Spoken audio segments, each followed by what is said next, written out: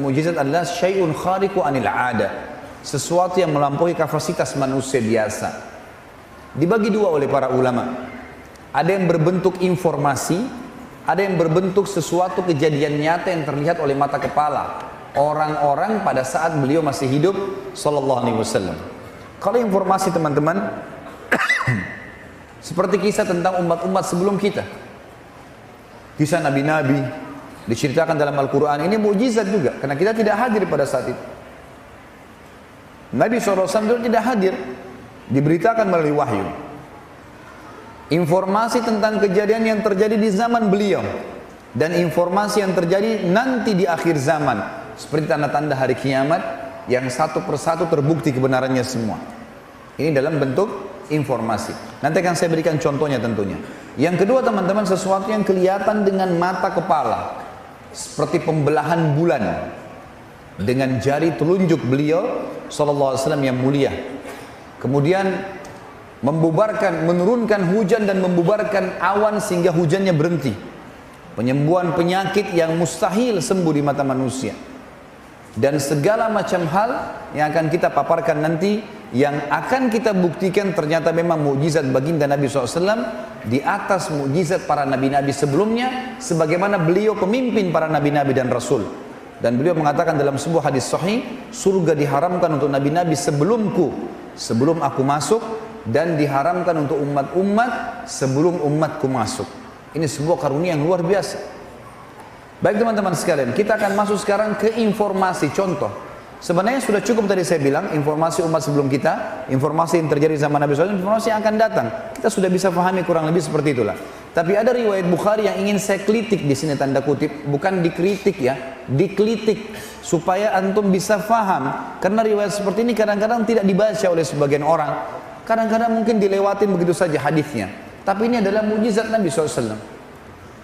Misal contoh, kisah tentang informasi apa yang akan terjadi nanti, tapi di zaman Nabi SAW, dan terjadi langsung. Kisah disebutkan dalam Bukhari tentang persahabatan dua orang, satu muslim, satu kafir. Yang muslim ini sahabat Nabi yang mulia, Sa'ad bin Mu'adz radhiyallahu anhu. Sa'ad bin Mu'adz terkenal sekali dengan keimanannya. Sa'ad bin Mu'adz ini yang pada saat meninggal arsy-Nya Allah goncang. Semua disebutkan dalam hadis Bukhari. Pimpinan orang-orang Ansar. Sa'ad bin Mu'adz teman-teman bersaudara dekat, bersahabat dekat dengan Umayyah bin Khalaf. Umayyah bin Khalaf pimpinan Quraisy. Orang yang sangat kufur kepada Allah dan Rasulnya. Teman-teman sekalian, dua orang ini bersahabat dari sebelum Islam. Setelah datang Islam, Sa'ad bin Mu'adz masuk Islam, Umayyah tidak masuk Islam, tapi persahabatan masih berjalan. Waktu seluruh muslimin sudah diusir dari Mekah, tidak ada lagi tertinggal umat Islam pada saat itu, kecuali orang-orang yang baru mau masuk Islam. Maka yang terjadi teman-teman sekalian, Sa'ad bin Mu'adz mengadakan perjalanan perniagaan, kemudian melewati Mekah.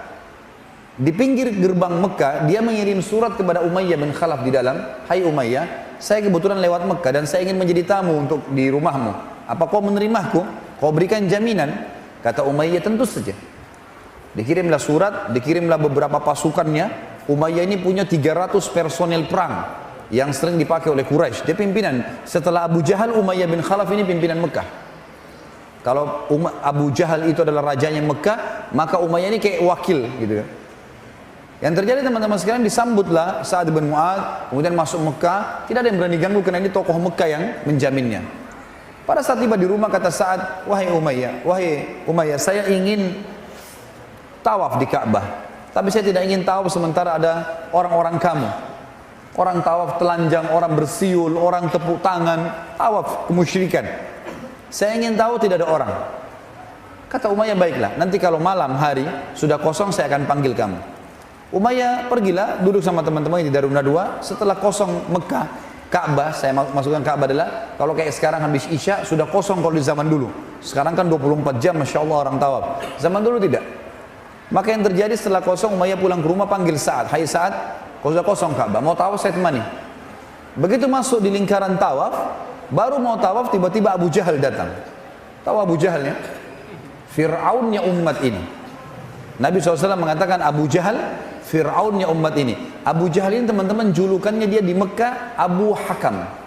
Abul Hakam. Hakam itu maksudnya bijaksana, cerdas sekali orangnya, sampai diangkat menjadi raja. Tapi kenapa Nabi kasih julukan Abu Jahal? Ini orang super goblok ya. Kenapa dikasih julukan seperti itu? Ada kisahnya. Abu Jahal ini setiap hari dia sama Abu Sufyan, sama satu lagi temannya, 3 orang ini selalu dengar Al-Quran di rumah Nabi diam-diam kalau malam hari. Mereka pas sudah tiba waktu subuh, mereka pulang, ketemu 3 orang ini. Lalu saling bertanya, kenapa? Ngapain kau di sini? Habis dengar ayatnya, ayat Quran yang dibaca Muhammad. Semua ngaku sama. Janjian, besok jangan diulangi lagi ya. Kalau orang-orang Mekah tahu, nanti mereka akan masuk Islam nih. Sepakat. Besok malam 3-3-nya ulangi lagi. Karena berpikir temannya tidak akan kembali. Saking penasarannya dengan Al-Quran. Subuh ketemu lagi, janjian lagi nggak ulangi. Hari ketiga terulang hal yang sama. Waktu sudah hari ketiga, maka salah seorang dari mereka berkata, sungguh kita ini bukan anak kecil. Ini kepala suku semua. Nggak mungkin kita datang mendengar kecuali sesuatu. Lalu dia tanya kepada Abu Sufyan, bagaimana pendapatmu hai Abu Sufyan? Dia bilang yang Muhammad baca, semuanya memiliki makna dan hikmah. Ada yang saya ngerti, ada yang saya tidak mengerti. Tapi kayaknya benar. Orang ini bilang juga, ya saya juga berkeyakinan begitu. Ayo kita tanya Abu Hakam. Abu Jahal waktu itu kebetulan pimpinan Mekah. Didatangilah.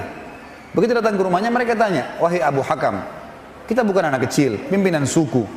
3 hari betul-betul kita janjian. Aib bagi orang-orang suku Quraisy waktu itu kalau janji kemudian ingkari janji. Kita sudah ingkari 3 hari. Semua itu karena kita penasaran dengan apa yang dibaca oleh Muhammad. Kalau begitu, bagaimana pendapatmu tentang agamanya? Kata Abu Jahal kalimat yang luar biasa. Dia tundukkan kepalanya, lalu dia angkat kepalanya, lalu dia mengatakan apa? Saya tahu apa yang diucapkan oleh Muhammad benar. Benar. Kata Abu Sufyan, lalu kenapa kau tidak beriman? Kau raja kami, kalau kau beriman, kami semua beriman. Apa kata Abu Jahal? Ini teman-teman bahaya sekali. Fanatisme terhadap suku, terhadap harta, jabatan, bisa menggelapkan matanya orang. Itulah terjadi pada Abu Jahal. Dia mengatakan apa? Sesungguhnya dari dulu sukunya Muhammad dengan sukuku bersaing. Kalau mereka memberikan makan minum jemaah haji, kami juga memberikan makan dan minum jemaah haji. Kalau sukunya membela Mekah, sukuku juga membela Mekah. Sehari mereka, sehari kami. Maksudnya sama-sama bersaing nih. Sekarang di sukunya Muhammad keluar nabi, sukuku nggak ada nabinya. Kalau saya beriman pada Muhammad berarti sukuku kalah. Demi Allah saya tidak mau beriman selamanya. Maka gara-gara kejadian itu kata Nabi SAW, gelarkan dia Abu Jahal. Dan dia pimpinan dan dia Fir'aunnya umat ini. Kalau zaman Nabi Musa AS ada Fir'aun, maka ini Fir'aunnya umat ini. Abu Jahal teman-teman,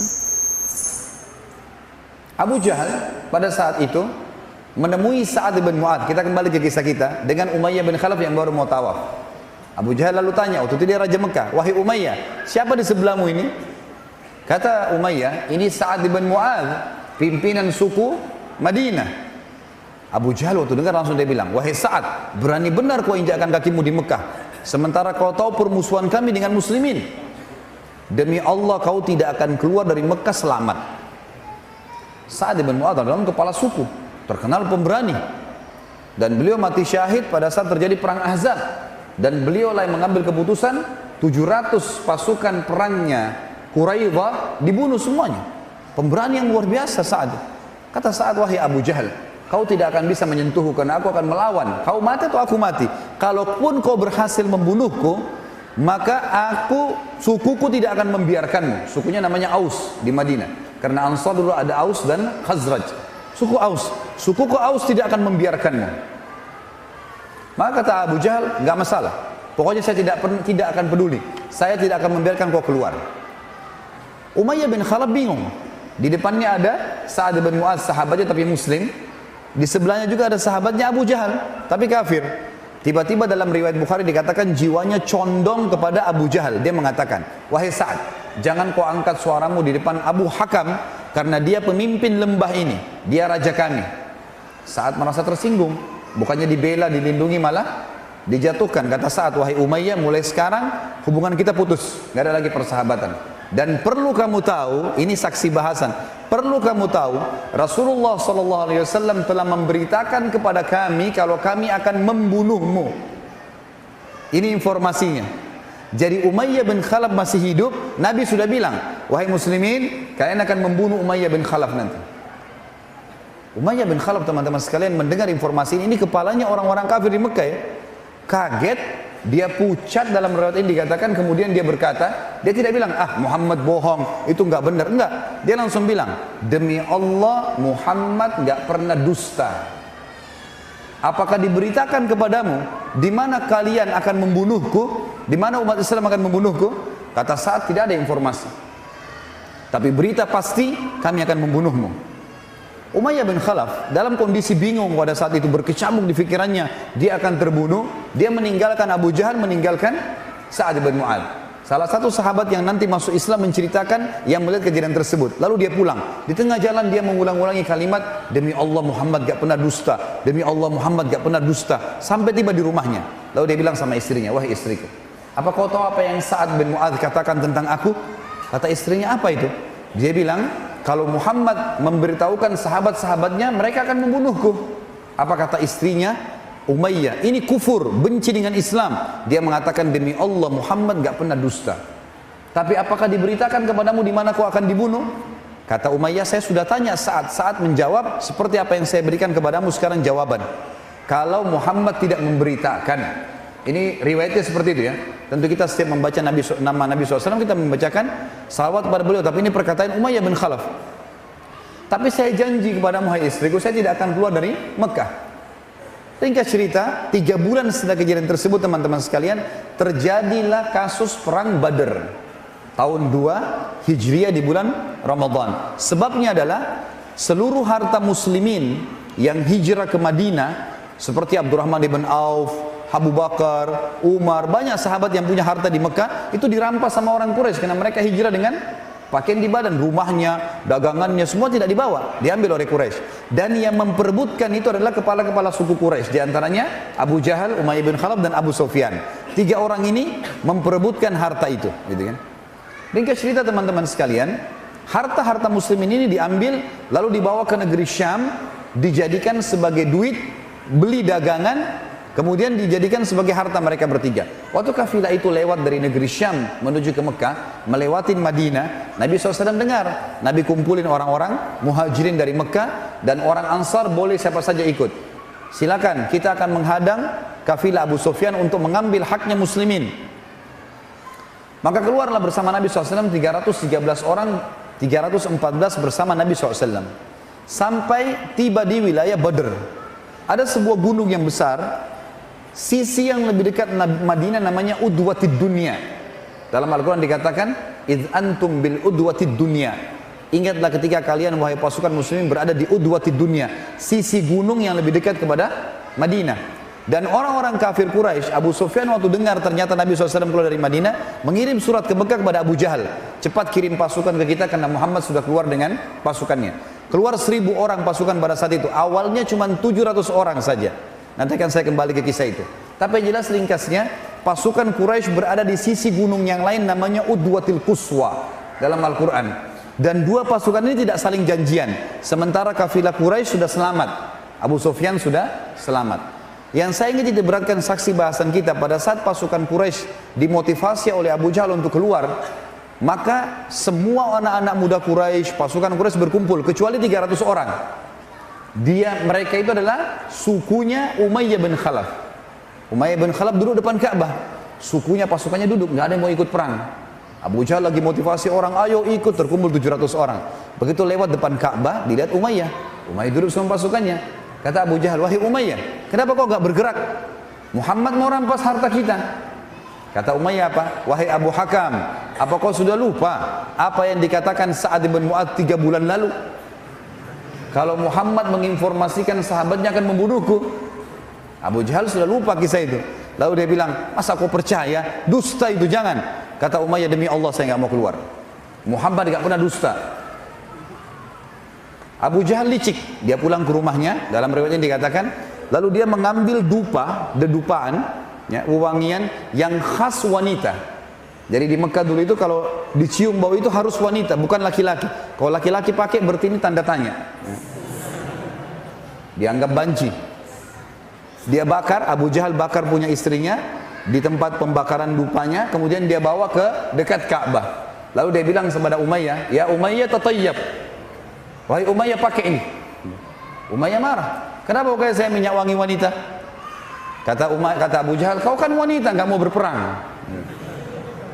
Tersinggung dia, kepala suku di depan pasukannya, ditepis sama dia, kemudian dia pulang ke rumahnya. Dia bilang, "Saya akan pergi berperang." Pulang ke rumah dia bilang sama istrinya, "Wahai istriku, siapkan baju perang, saya mau berperang." Kata istrinya, "Apa kau tidak ingat?" Istrinya ingat kan? "Apa yang saat cerita 3 bulan lalu kau akan dibunuh oleh Muhammad dan pengikutnya?"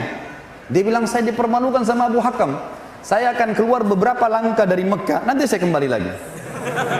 Yang penting saya tidak dianggap pengecut." Baiklah, keluar dia. Subhanallah, setiap pasukan Quraisy istirahat, Abu Jahal yang paling pertama didatangi siapa? Umayyah. "Ya Umayyah, kum, kau berdiri duluan." Supaya enggak pulang Umayyah gitu. Sampai akhirnya tiba di lokasi perang Badar.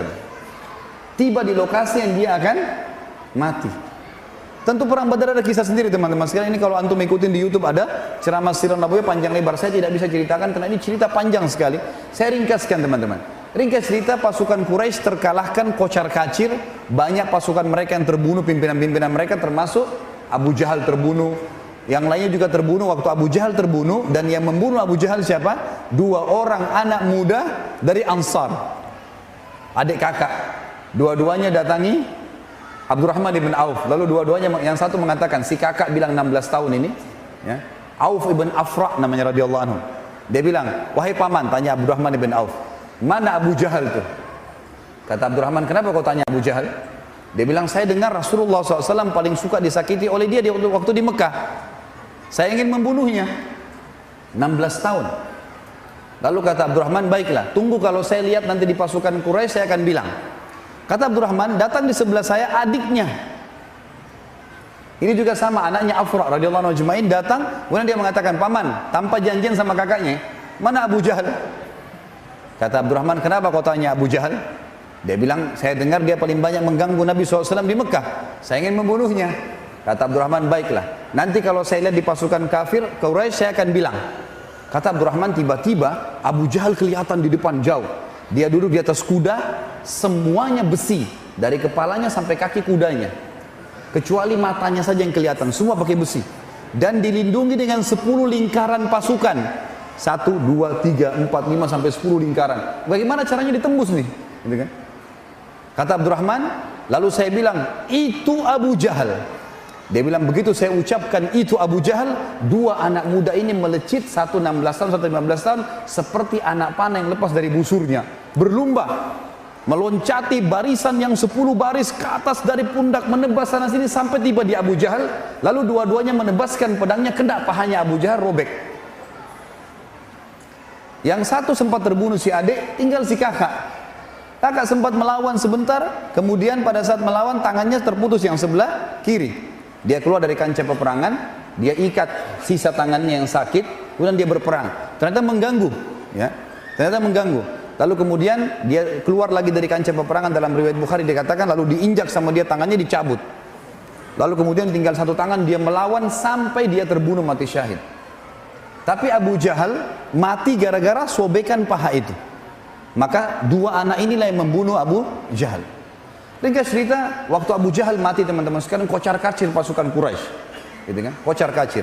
Umayyah bin Khalaf ini yang jadi tokoh bahasan kita, orangnya gemuk sekali. Saking gemuknya waktu pasukan Quraisy melarikan diri, dia nggak bisa lari. Waktu dia lagi diam di tempat, bingung dia mau menyelamatkan diri seperti apa, karena badannya besar sekali. Dan perlu antum garis bawahi ya, Umayyah bin Khalaf ini adalah tuannya Bilal dulu di Mekah. Nah ini orang yang taruh batu panas di dadanya Bilal. Nah ini orangnya nih, gitu kan. Umayyah bin Khalaf lihat Abdurrahman ibn Auf lagi lewat. Abdurrahman ibn Auf ini waktu di Mekah dulu namanya Abduwud, namanya dia sebelum Islam. Dia tidak tahu ini Abu Jahal, Abu Umayyah tidak tahu kalau sudah berganti namanya. Dia panggil, "Wahai Abduwud." Ini Wud ini maksudnya berhala ya. Abdurrahman nggak mau balik. Dipanggil 3 kali nggak mau balik. Lalu dikatakan, wahai Abdu Ilah. Abdu Ilah sama dengan Abdullah. Baru Abdurrahman balik. Kenapa? Dia bilang, kau mau nggak? Saya kasih kamu ghanimah, harta rampasan perang, lebih baik daripada apa yang kau kumpulin. Waktu itu Abdurrahman lagi ngumpulin pedang, perisai, dibawa ke hadapan kemahnya Nabi SAW. Nanti Nabi SAW bagi rata. Yang menjadi hak milik seorang mujahid, kalau dia duel dengan seseorang, maka yang dia kalahkan jadi miliknya. Tapi kalau yang tergeletak di medan perang jadi ghanimah, dikumpul nanti pimpinan yang akan membagi rata. Kata Umayyah, saya bisa kasih kamu lebih baik daripada apa yang kau kumpul itu. Kata Abdurrahman, apa itu? Dia bilang, tawan saya. Kalau kau tawan saya, apapun yang kau minta dari suku saya pasti kau dibayar. Kata Abdurrahman, benar juga. Dipegang tangannya Abu Umayyah. Ingin dibawa kemana? Ke kemah Nabi SAW. Subhanallah, lagi jalan ke sana, lewat Bilal. Begitu Bilal lewat, dilihat Umayyah. Dia tahu tuannya dulu kan? Dia bilang, Umayyah bin Khalaf, Ra'sul Kufur. Hai Umayyah bin Khalaf, pimpinannya orang kafir. Demi Allah, kalau bukan kau hidup, saya hidup. Saya akan bunuh kamu ini, gitu kan? Abdurrahman bilang, wahai Bilal, ini tawanan saya, jangan ganggu. Ya. Ini banyak duitnya nih. Ghanimah, jangan diganggu. Kata Bilal, tidak bisa. Ini orang yang siksa saya dulu di Mekah. Ini orang kufur, dia keluar dari Mekah mau berperang, nggak mungkin. Abdurrahman coba menghalang. Setiap kali Bilal mau menebas, selalu dihalang oleh Abdurrahman. Bilal bingung, gimana caranya? Lewat 5 orang dari Ansar, sahabat-sahabat Nabi juga lagi ngumpul-ngumpulin pedang. Bilal teriak, hai saudara-saudaraku Ansar. Datang mereka. Tahu nggak dulu kisah di Mekah yang taruh batu panas di dada saya? Iya. Tahu nggak dulu yang begini dan begitu diceritain ya? Ini orangnya.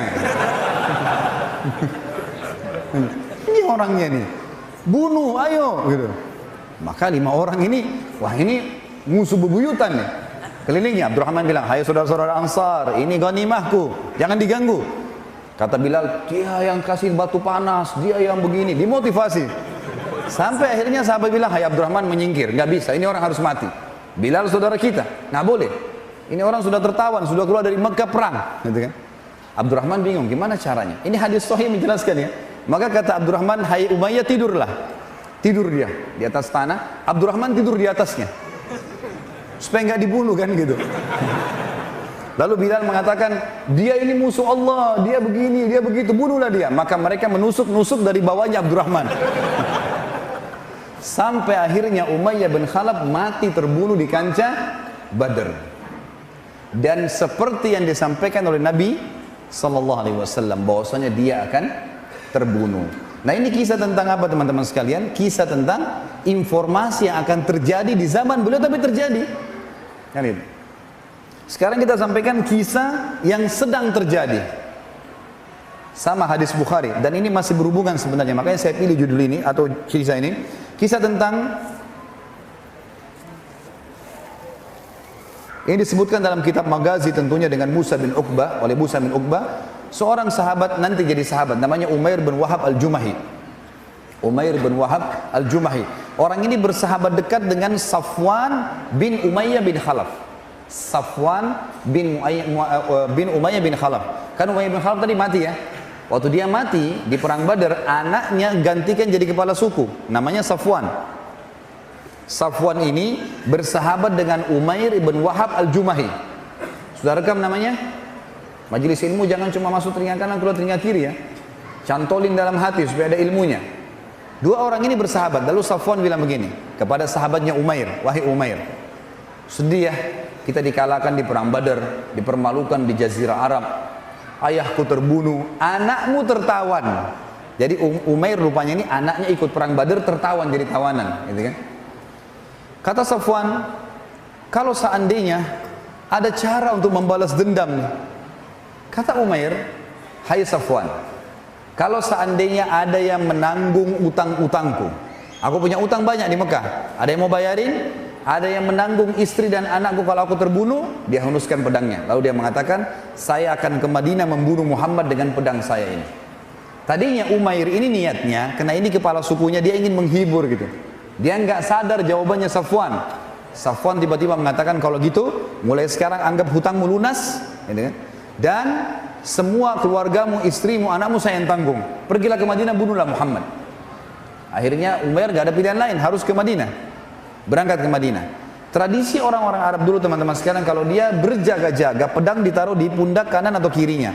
Kalau dia ingin membunuh, maka dia taruh di pundak, di punggung kanan atau kirinya, gitu kan? Umair masuk ke Madinah lalu ditaruh di pundak sebelah kanannya pedang yang siap ditarik untuk membunuh orang. Lalu dengan cepat dia kudanya menuju ke Nabi SAW. Waktu itu Umar bin Khattab sempat melihat, dikejar tapi tidak keburu gitu. Dan Nabi SAW lagi menerima banyak orang-orang Quraisy yang membayar tebusan-tebusan untuk keluarganya. Karena keputusan Nabi SAW tawanan Badar boleh ditebus dengan atau oleh keluarganya dengan harta. Begitu Umair berada di depan Nabi SAW, maka Nabi SAW tiba-tiba menghadap ke dia. Lalu orang-orang semua pada berkumpul karena Nabi SAW berhenti menerima tebusan gitu kan. Semua sahabat berkumpul. Lalu kata Nabi SAW, wahai Umair, diajak ngomong si Umair, apa tujuanmu ke sini? Jujurlah dengan saya. Kata Umair, saya ingin tebus anak saya. Kata Nabi SAW, orang yang menebus anaknya, yang digantung di punggungnya atau di dadahnya harta, dia bawa emas, dia bawa apa, dia bayar, bukan pedang seperti kamu. Sekali lagi wahai Umair, jujurlah, apa yang membuatmu datang ke sini? Umair rupanya dalam hadis Bukhari ini mengalihkan pembicaraan, dia mengatakan, kami telah kalah di Badar, kalian memang lebih kuat sekarang. Ayo dialihkan pembicaraan. Nabi SAW tanya ketiga kali, wahai Umair, jujur dengan saya, kenapa kamu datang? Kata dia, saya ingin bebasin anak saya. Kata Nabi SAW, ini mukjizatnya, di sini mukjizat, dalam bentuk informasi ya, yang sedang terjadi. Kata Nabi SAW, wahai Umair, bagaimana pendapatmu kalau saya mengatakan kau telah duduk berdua dengan Safwan bin Umayyah bin Khalaf di depan Ka'bah dan kalian berbicara berdua 3 hari yang lalu. Karena perjalanan Mekah sama Madinah 3 hari. Safwan berkata, jadi Nabi SAW nukil per huruf perkataan mereka. Kata Nabi SAW, Safwan berkata, sungguh kita sudah dimalukan, dikalahkan, di Jazirah Arab malu, ayahku terbunuh, anakmu tertawan. Lalu kau coba ya ada cara bisa membalas dendam. Lalu kau berkata, kalau ada yang bisa menanggung hutang-hutangku, menanggung istri dan anakku, maka aku akan membunuh Muhammad dengan pedang ini. Umair pada saat itu dengar kalimat tersebut, tundukkan kepalanya, lalu dia angkat, lalu dia syahadat, asyhadu an la ilaha illallah wa anna Muhammad Rasulullah. Nabi SAW tinggalkan Umair, mengurus yang lainnya gitu. Ada beberapa sahabat datang mengatakan, wahai Umair, kok bisa kau tiba-tiba syahadat? Ada apa? Sahabat belum paham kisahnya nih. Kata Umair, demi Allah, apa yang diucapkan oleh Rasulullah SAW tadi per huruf itu, hanya saya sama Safwan yang tahu. Tidak ada satupun di Mekah yang tahu. Kok bisa dia nukil kepada saya secara letter-let apa yang saya bahasakan dengan Safwan? Nggak mungkin kecuali itu petunjuk dari Allah. Ringkas cerita itu adalah kejadian informasi yang sedang terjadi. Safwan di Mekah teman-teman sekalian, setiap ada orang dari Madinah datang habis tebus keluarnya ditanya, ada berita apa? Oh kita kalah di Badar, saya sudah tahu. Ayahmu terbunuh, saya sudah tahu. Dia mau nunggu ini Umair bunuh Nabi nggak gitu. Maka tidak ada yang dapat informasi. Setelah 2 minggu dari waktu itu, tiba-tiba Umair masuk Mekah. Safwan tunggu. Safwan bilang, demi Allah wahai Umair, mukamu datang sekarang bukan seperti mukamu pada saat kau pergi. Maka kata Umair, hai Safwan, bertakwalah kepada Allah, asyhadu an la ilaha illallah wa anna Muhammad Rasulullah. Safwan langsung meninggalkan dia. Tapi ini informasi yang sedang terjadi. Ada juga kisah yang lain teman-teman sekalian, dan ini penutup di poin pertama tentang mukjizat informasi. Hadis Bukhari menjelaskan, pada saat baginda Nabi SAW menembus seluruh benteng Yahudi di Khaybar, orang-orang Yahudi sudah mengalah semuanya, ya. Ada yang terbunuh, ada yang tertawan. Maka ternyata ada pendeta Yahudi, beberapa pendeta Yahudi sepakat dengan seorang wanita Yahudi untuk meracuni makanan. Mereka meletakkan racun di paha kambing, dan Nabi SAW sangat gemar memakan kambing. Makanya teman-teman sekalian diambil pelajaran dari kisah ini. Sebagian ulama mengatakan kalau seseorang memakan kambing karena tahu kalau kambing adalah makanan favorit Nabi SAW bisa dapat pahala. Karena hadis Bukhari dikatakan Nabi SAW paling gemar makan paha kambing, dan Yahudi tahu masalah itu. Juga kita tahu ada ada akikah dalam Islam. Kalau anak laki-laki lahir, mau orang bule, mau orang Arab, mau orang Melayu, mau orang hitam dari Afrika, kalau laki-laki 2 ekor kambing, perempuan 1 ekor kambing, tidak bisa diganti hewan lain. Dan sunnahnya kita makan sebagian. Ada Idul Adha, walaupun bisa sapi sama unta tetap lebih afdal kambing. Orang-orang Yahudi meletakkan nampan diisi dengan sarid. Sarid ini makanan favoritnya Nabi. Roti gandum, kemudian ditaruh di atasnya kambing yang sudah dibuat dengan kari, ada kuahnya. Khusus nampan yang mereka ingin kasih Nabi SAW ditaruh paha kambing. Yang lainnya tidak ada paha kambingnya. Dan dibawa berpuluh-puluh. Ya, karena ini 1.400 orang sahabat. Dibawalah nampan-nampan tersebut. Waktu dihadapkan, ini kami ingin berikan hadiah kepada kalian karena kalian sudah menang. Kami mengaku kalah, gitu. Ini sebagai rasa ketundukan kami. Waktu sahabat lihat dilapor ke Nabi SAW, kata Nabi masukkanlah. Dimasukkanlah dalam benteng yang ada Nabi SAW. Dan setelah dilihat ada nampan yang ada paha kambing, yang lain tidak ada, maka paha kambing dikasih ke hadapan baginda Nabi SAW. Maka Nabi, sahabat sudah nunggu. Kebetulan waktu itu sudah 2 hari sahabat kehabisan makanan. Jadi mereka sangat lapar. Cuman adabnya nunggu Nabi SAW memulai makan. Begitu Nabi SAW cuil daging kambing tersebut dan dimasukkan ke mulut beliau yang mulia SAW, sahabat sudah pada ngeroyok nih, makan makanan masing-masing gitu kan. Tiba-tiba baru mereka cuil, belum masuk ke mulutnya, Nabi mengatakan kalimat kuffu aidiakum, tahan tangan kalian. Ada sahabat yang bilang, ya Rasulullah 2 hari nggak makan, lapar. Kata Nabi SAW, kuffu aidiakum, tahan tangan kalian, jangan ada yang makan, berhenti. Panggil pendeta-pendeta Yahudi yang ada di benteng ini, panggil semua. Nabi SAW juga mengeluarkan sisa makanan dari mulut beliau, gitu kan? Sallallahu alaihi wasallam.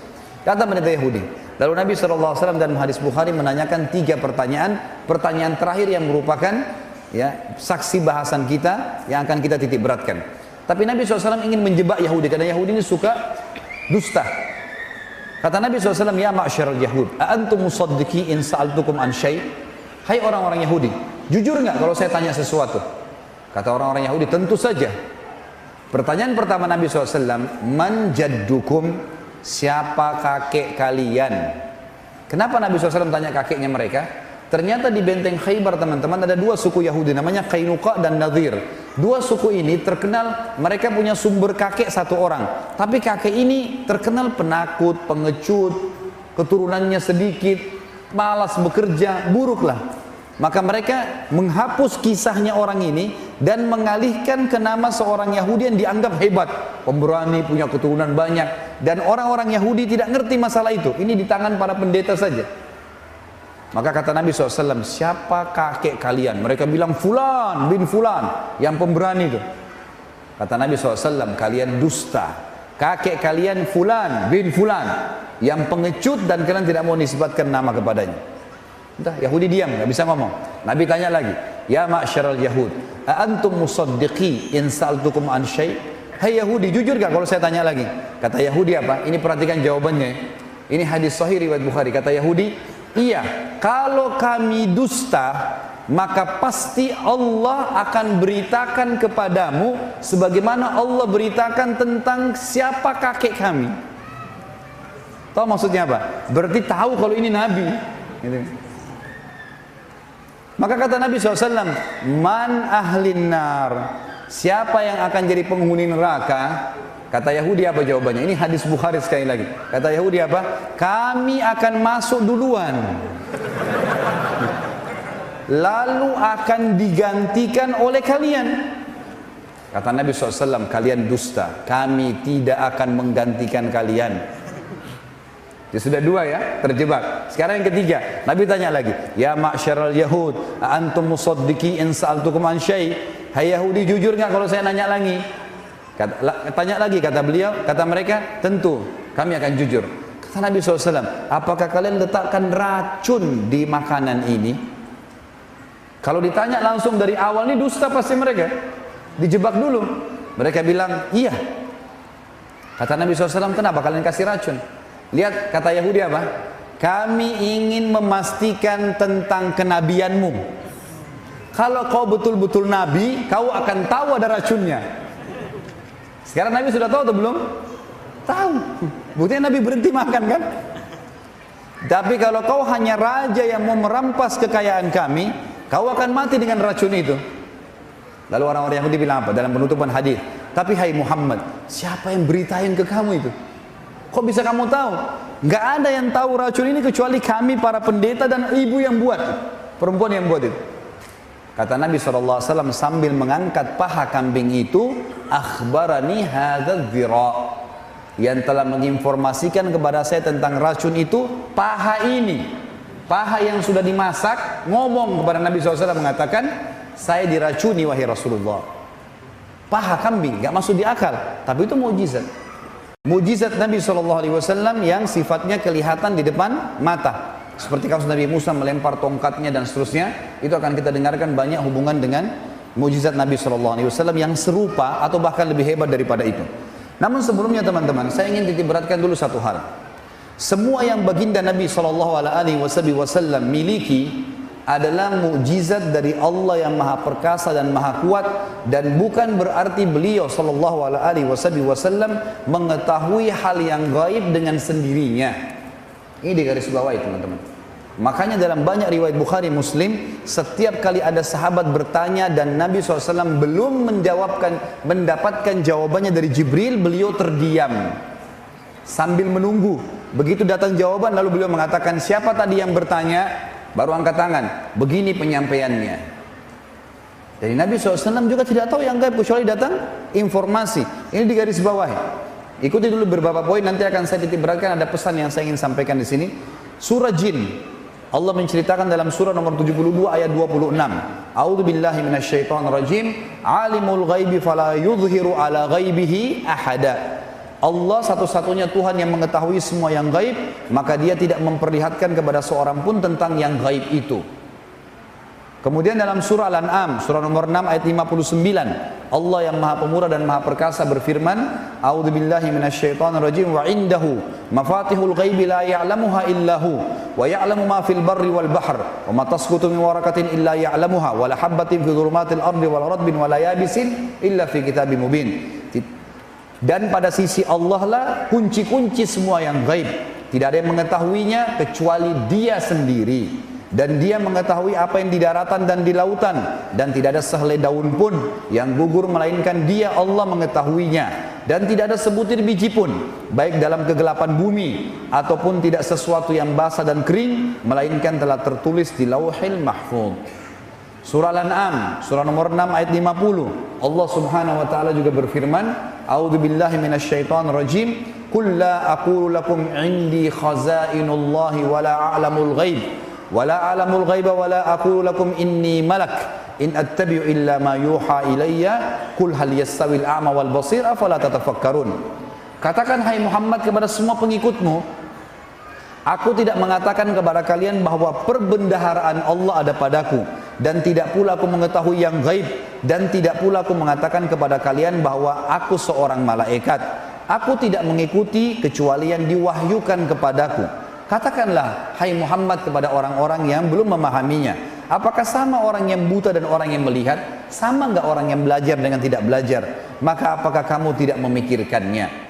Berarti di sini ada sabda Nabi, ada perkataan Allah, wala a'lamul ghaib. Saya pun tidak mengetahui yang gaib kecuali wahyu yang didatangkan. Kemudian surah Al-A'raf, surah nomor 7 ayat 188. A'udzu billahi minasyaitonir rajim. Qul la amliku li nafsi naf'an wala darran illa ma syaa Allah. Walau kuntu a'lamul ghaiba lastakthartu minal khairi wa ma massani as-su. In ana illa nadhirun wa basyirun liqaumin yu'minun. Katakanlah hai Muhammad kepada pengikutmu lagi semuanya. Kita disuruh dengar ini. Aku tidak berkuasa menarik kemanfaatan bagi diriku, dan tidak pula menolak kemudaratan dari diriku, kecuali yang dikehendaki Allah. Dan sekiranya aku mengetahui yang gaib, tentulah aku membuat kebajikan sebanyak-banyaknya, dan aku tidak akan ditimpa kemudaratan. Dan aku tidak lain hanyalah pemberi peringatan dan pembawa berita gembira bagi orang-orang yang beriman. Surah Hud, surah nomor 11 ayat 31. Ini ayat demi ayat menjelaskan bahwasanya baginda Nabi SAW tidak mengetahui hal yang gaib kecuali wahyu yang disampaikan kepada beliau. Allah berfirman, Hud surah nomor 11 ayat 31, A'udzu billahi minasyaitonir rajim, wala aqulu lakum 'indi khazainullahi wala a'lamul ghaib wala a'lamul ghaiba wala aqulu inni malak wala aqulu lil ladzina tasdari a'yunuhum lan yu'tiyahumullahu khairan illahu a'lamu bima fi anfusihim. bima fi anfusim inni idzan la minadz zalimin. Dan aku tidak mengatakan kepada kalian semua bahwa aku mempunyai gudang-gudang rezeki dan kekayaan dari Allah. Allah menyuruh Nabi SAW sampaikan kepada umatnya. Dan aku tidak mengetahui yang gaib, dan tidak pula aku mengatakan bahwasanya sesungguhnya aku adalah seorang malaikat, dan juga tidak juga aku mengatakan kepada orang-orang yang dipandang hina oleh penglihatan kalian. Orang-orang Quraisy menganggap remeh budak-budak yang masuk Islam di tangan Nabi SAW seperti Bilal, Khabbab, Ibn Arad dan seterusnya. Kata Nabi SAW, Allah suruh bilang kepada mereka, dan aku tidak mengatakan bahwasanya orang-orang yang dipandang hina oleh pandangan kalian, sekali-kali Allah tidak akan mendatangkan kebaikan kepada mereka. Allah lebih mengetahui apa yang ada pada diri mereka. Sesungguhnya aku kalau begitu benar-benar termasuk orang-orang yang zalim. Kemudian dua ayat yang tersirat teman-teman tentang masalah ini, surah Hud juga, surah nomor 11 ayat 49. A'udzu billahi minasyaitonir rajim. Tilka min amba'il ghaibi nuhiha ilaik ma kunta ta'lamuha anta wala qaumuka min qabli hadza fasbir innal aqibata lil muttaqin. Itulah di antara berita-berita penting yang gaib yang kami wahyukan kepadamu hai Muhammad, tentang kisah Nabi Hud, Nabi Nuh, nabi-nabi sebelumnya. Dan tidak pula kaummu mengetahui sebelum ini, maka bersabarlah dalam memperjuangkan agama Allah. Sesungguhnya kesudahan yang baik adalah bagi orang-orang yang bertakwa. Ayat yang terakhir teman-teman sekalian adalah ayat surah Yusuf, surah nomor 12 ayat 102 yang berbunyi a'udzubillahi minasyaitonir rajim. Dzalika min amba'il ghaibi nuhihi ilaik wa ma kunta ladaihim idz ajma'u amrahum wa hum yamkurun. Demikianlah hai Muhammad, di antara berita-berita gaib yang kami wahyukan kepadamu, padahal kamu tidak berada pada sisi mereka ketika mereka, para saudara Yusuf, memutuskan rencana untuk memasukkan Yusuf ke dalam sumur, dan mereka sedang mengatur tipu daya. Beberapa ayat Al-Quran yang saya datangkan teman-teman dalam tulisan saya ada maksudnya. Apa maksudnya? Jelas jika Nabi SAW saja tidak tahu hal-hal gaib, maka selain beliau SAW lebih pantas untuk tidak tahu. Bahkan Nabi SAW melarang dengan tegas mempertanyakan hal-hal gaib yang tidak diberitahukan wahyu kepada siapapun. Seperti sabda Nabi SAW, barang siapa yang mendatangi dukun, peramal, penyamun, penyihir, bertanya padanya, belum percaya, cuma nanya, tebak tangan, tebak ini, tebak itu, maka tidak akan diterima sholatnya 40 hari. Hadis yang lain sama, hadis riwayat Tirmidzi, hadis sahih, kata Nabi SAW, siapa yang mendatangi dukun, peramal, penyamun, penyihir, bertanya plus percaya, maka dia telah kufur kepada apa yang diturunkan kepada Muhammad sallallahu alaihi wasallam. Berapa banyak sekarang umat Islam yang mengaku di rumahnya datang berita gaib? Berapa banyak orang yang mengaku di tempat kerjanya datang berita gaib? Berapa banyak orang yang mengaku bisa melihat Jibril dan segala macam berita-berita yang gaib yang mustahil terjadi kecuali kepada baginda Nabi SAW. Saya pernah duduk dengan seseorang yang mengaku masuk dalam bagian orang-orang yang menisbatkan diri pada aliran tertentu dalam Islam. Kemudian dia mengatakan, saya di rumah saya sering ada berita gaib sampai kepada saya. Saya bisa lihat ini, saya bisa lihat cahaya, saya bisa lihat ini, saya bisa mimpi, segala macam hal yang disampaikan sama dia. Lalu saya dengarkan saja. Kemudian dia bilang sama saya, ada teman saya lebih hebat lagi Ustaz. Terus saya bilang, kok bisa? Karena dia kadang-kadang telepon saya minta konsultasi sesuatu. Pada saat saya datang ke rumahnya baru saya tahu, kok dia cerita masalah begini gitu. Nanti sebentar baru saya nasihatin. Lalu dia bilang, teman saya lebih hebat lagi. Saya pernah duduk sama dia, lalu dia bilang, shh, diam, itu Jibril lagi senyum dengan saya. Nah, iya. Ada yang mengaku datang ruh Imam Syafi'i, ada yang mengaku datangnya ruh si fulan. Nabi SAW tidak pernah kedatangan ruh-ruh ini, gitu kan? Tidak pernah kedatangan ruh para nabi di dunia, kecuali memang pada saat Isra Mi'raj, itu di akhirat, itu di langit, berbeda, gitu kan? Nabi SAW tidak pernah bilang, Musa tadi ketemu sama saya, ngobrol, nggak pernah. Dan ini khusus untuk Nabi SAW ketemu dengan Jibril. Jadi hati-hati teman-teman, harus difahamin masalah ini. Kita harus meletakkan ilmu iman kita, posisi akal kita dan hati kita pada ilmu syar'i yang benar, supaya tidak salah faham. Masuk mukjizat yang kedua, dan ini inti bahasan sebenarnya. Lebih dalam lagi kita mempelajari tentang Nabi SAW, dan nanti saya akan tutup setelah panjang lebar mukjizat ini dengan hak-hak Nabi SAW dan syair untuk Nabi SAW yang saya susun sendiri tentunya, untuk membuat kita lebih mencintai baginda Nabi SAW. Mukjizat yang berupa pernyataan, kejadian nyata teman-teman, yang paling hebat sekali adalah pembelahan bulan dengan jari telunjuk. Ini disebutkan di dalam hadis Bukhari. Satu malam, baginda Nabi SAW pernah tawaf di Ka'bah. Lagi bulan purnama. Berdirilah beberapa tokoh Quraisy lalu berkata dengan suara keras, "Wahai Muhammad, apa kau mau kami beriman padamu?" Kata Nabi SAW, "Tentu saja." Lalu mereka bilang, "Apa kau lihat bulan itu?" Ada bulan purnama lagi sangat terang. Kata Nabi SAW, "Iya." Kata mereka apa?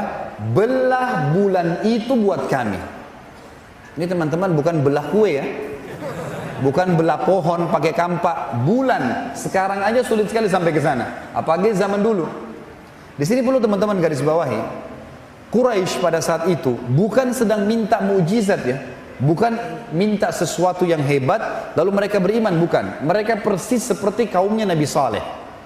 Waktu Nabi Saleh alaihissalam sedang berdakwah di padang pasir dan banyak pengikutnya yang beriman, tokoh-tokoh Nabi Saleh mengatakan apa? "Hai Saleh, kau mau kami beriman?" Kata Nabi Saleh, "Tentu saja." Lalu mereka tunjuk ada gunung batu. Mereka bilang, "Hai Saleh, keluarkan dari gunung batu ini unta betina." Bukan keluarkan pasir, batu kecil, keluarkan unta betina. Tidak cukup hai Saleh. Unta betina itu harus bisa memberikan susu satu negeri. Mustahil, nggak mungkin. Tujuannya mereka ingin mempermalukan para nabi Allah. Mereka kaget pada saat Nabi Saleh mengatakan apa? "Hai kaumku, kalau saya minta kepada Allah, Tuhanku dan Tuhan kalian, apa yang kalian minta? Keluar unta dari gunung itu, kalian akan beriman?" Kata mereka, "Tentu saja. Kalau dari gunung itu keluar unta, pasti kami beriman." Depan mata mereka Nabi Saleh berdoa, "Ya Allah, tunjukkan keajaibanmu, ya, dan kemahamurahanmu, keluarkan unta." Keluar betul unta teman-teman, unta betina. Dan unta betina ini subhanallah, kaum Nabi Saleh cuma mengeluarkan wadah nampan saja, ya. Itu di depan rumah, untanya tidak pakai diperah, isi tempat susu mereka masing-masing, semuanya. Syaratnya hanya tidak boleh diganggu. Akhirnya makin banyak orang yang beriman. Ternyata orang-orang kafir ini membunuh unta Nabi Saleh. Dalam Al-Quran, fa'akarun nakah, mereka membunuh unta betina itu. Ada kisah sendiri tentunya. Tapi kita kembali kepada Nabi SAW. Orang Quraisy di sini minta belah bulan bukan karena mau beriman ya, mau mempermalukan Nabi SAW supaya Nabi berhenti berdakwah. Mereka kaget teman-teman untuk Nabi SAW mengatakan apa? "Hai Quraisy, kalau saya minta kepada Allah, Tuhanku dan Tuhan kalian, agar bulan itu terbelah seperti kalian minta, apa kalian akan beriman?" Bahasanya jelas.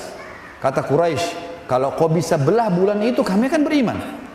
Maka di hadapan mereka teman-teman, hadis Bukhari Muslim, sahabat Nabi yang mulia Abdullah bin Mas'ud radhiyallahu anhu mengatakan, "Kami telah menyaksikan bulan di Mekah terbelah menjadi dua bahagian. Sebelum hijrah Nabi SAW ke Madinah, sebelah bulan berada di sisi gunung Abi Kubais dan sebelah lagi berada di sisi As-Suwaida, gunung As-Suwaida." Teman-teman sekalian, riwayat lain Bukhari menjelaskan Nabi SAW menggaris bulan dengan telunjuk beliau sehingga bulan tersebut terbelah menjadi dua. Dan untuk memastikan terbelah dua, ada dua gunung besar di Mekah, As-Suwaida dengan Abi Kubais. Setengah di sini, setengah di sini. Dan mereka menyaksikan semua itu. Kira-kira teman-teman, apakah Quraisy beriman? Jawabannya mereka bilang apa? Sungguh sihirnya Muhammad tambah hebat. Itu perkataan. Tadi mereka bilang mau beriman tuh. Enggak. Lalu mereka bilang, untuk membuktikan kalau ini sihir, ada beberapa orang-orang Quraisy yang lagi di luar kota Mekah, lagi di Yaman, rihlatasy syita'i was-saif. Perjalanan musim dingin dan musim panas, itu Yaman dan negeri Syam. Mereka akan kembali beberapa waktu lagi. Tanya mereka, kalau mereka juga lihat bulan terbelah, berarti Muhammad benar. Kalau cuma orang Mekah yang lihat, berarti sihir. Subhanallah, mereka tunggu beberapa hari kemudian, datang semua orang-orang Quraisy, mereka tanya, "Hai Quraisy," orang-orang Quraisy Mekah tanya Quraisy yang datang, "Apakah kalian melihat bulan terbelah berapa waktu yang lalu?" Semuanya mengatakan, "Iya, kami melihatnya." Dan sampai sekarang teman-teman kalau ketik di Google, bisa sebentar diketik di Google, ketik ya foto bulan terbelah. Ada, saya pernah di laptop saya ada, saya simpan. Di satelit diambil foto bulan, ternyata bulan itu teman-teman ada bukti retakan di tengah-tengahnya mengelilingi bulan. Dan para ilmuwan mengatakan ini pernah terjadi 1000 tahun sekian yang lalu, entah kapan bulan terbelah. Dan bukan mustahil bulan akan terbelah satu waktu lagi. Dan kita sudah punya buktinya dalam surah Al-Qamar. Surah nomor 54. Al-Qamar artinya bulan. Allah ceritakan di 3 ayat pertama. Al-Qamar surah nomor 54 ayat 1 sampai ayat 3. A'udzu billahi minasyaitonir rajim. Iqtarabatis sa'atu wa insyaqqal qamar. Sungguh telah dekat hari kiamat itu dan benar-benar bulan terbelah. Kata Allah. Ayat keduanya, wa in yaru ayatan yu'ridu wa yaqulu sihrun mustamir. Tapi sayangnya orang-orang Quraisy itu pada saat sudah lihat tanda-tanda kebesaran Tuhannya masih saja memalingkan diri dan mereka mengatakan ini sihir yang terus-menerus ditunjukkan oleh Muhammad sallallahu alaihi wasallam. Ayat ketiga, wa kadzdzabu, lalu mereka mendustakan itu. Wattabau ahwaahum, lalu mereka mengikuti hawa nafsu mereka. Wa kullu amrin mustaqir, dan setiap perkara akan ada pertanggungjawabannya. Ini mukjizat yang pertama, pembelahan bulan. Yang kedua, tulisan saya tentu dalam buku saya tulis kuasa Nabi SAW terhadap awan. Ini hadis Bukhari. Suatu hari Nabi SAW sedang khutbah Jumat. Anas bin Malik, pembantu Nabi SAW radhiyallahu anhu, meriwayatkan masalah ini. Nabi SAW lagi khutbah Jumat, baru selesai Bilal azan, dan baru Nabi SAW mulai dengan tahmid, puji Allah. Ada satu sahabat dari luar masjid teriak-teriak, "Ya Rasulullah, ya Rasulullah," dengan suara keras. Orang semua heran. Hari Jumat kita tahu kalau khatib dari mimbar semuanya orang hening, gitu kan? Orang balik ke arah sana semua. Ini ada apa ini? Orang ini kenapa teriak-teriak? Waktu dia masuk pintu masjid, Nabi SAW tanya, "Malak, ada apa dengan kamu?" Dia bilang, "Ya Rasulullah, jalan-jalan kami pecah semuanya, retak. Tanah-tanah jalan semuanya retak. Pohon-pohon kami mati. Gembalaan kami pun banyak yang mati. Kami pun akan mati sebentar lagi karena kering, musim kemarau. Nggak ada hujan. Mumpung Anda di atas mimbar, berdoalah kepada Allah agar Allah turunkan hujan." Rupanya orang ini punya hajat penting. Memang dia kejar waktu Nabi SAW lagi di atas mimbar. Maka kata Anas bin Malik, kami pun menyaksikan Nabi SAW mengangkat tangannya ke langit sambil mengatakan 2 kali, "Allahumma agithna, Allahumma agithna." Ya Allah, turunkan hujan buat kami, turunkan hujan buat kami. Kata Anas bin Malik, demi Allah, waktu Nabi SAW mengucapkan doa itu, saya mengangkat mata saya ke langit. Waktu itu kebetulan masjid Nabi tidak ada atapnya, terbuka. Maka saya melihat langit seperti kaca, nggak ada awan sedikit pun. Tentu kalau tidak ada awan nggak mungkin hujan ya.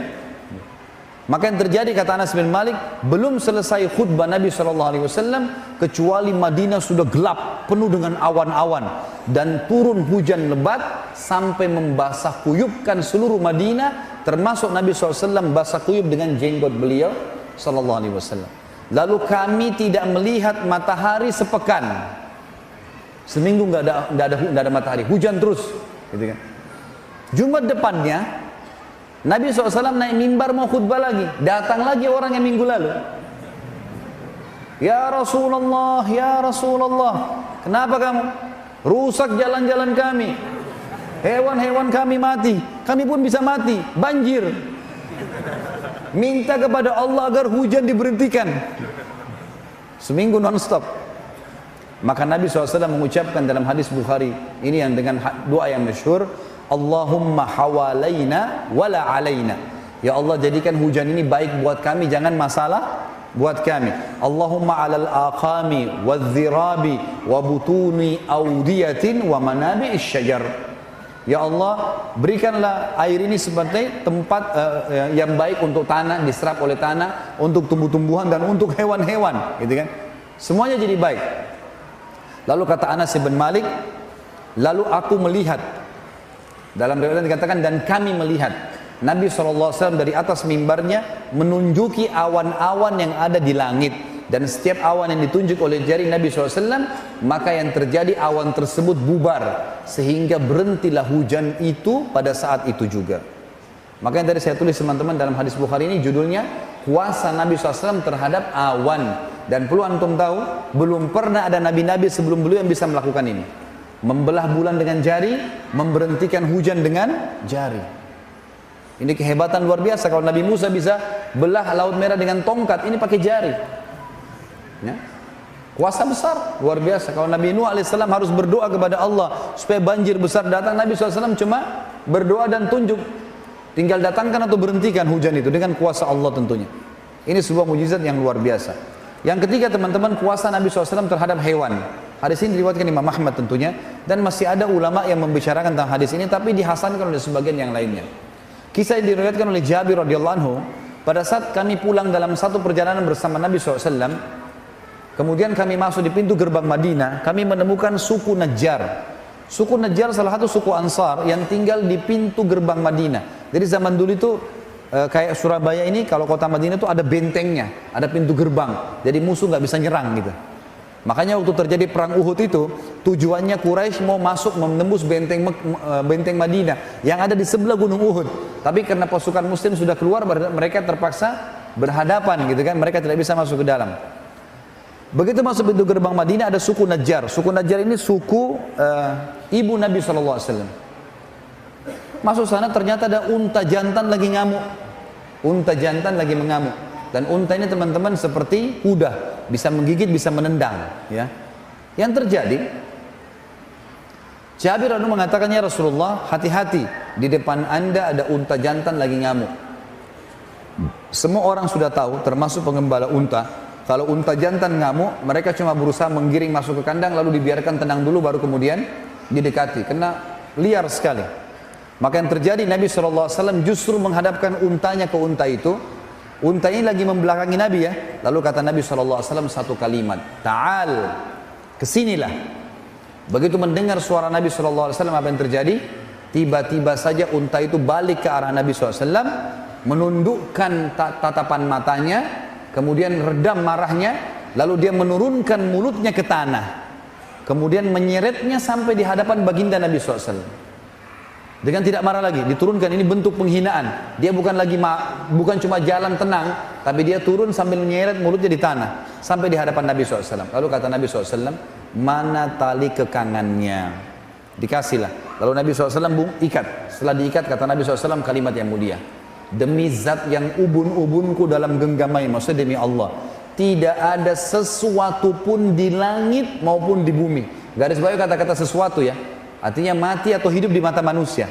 Tidak ada sesuatu pun di langit dan di bumi melainkan mengetahui aku adalah utusan Allah, kecuali pembangkang jin dan manusia.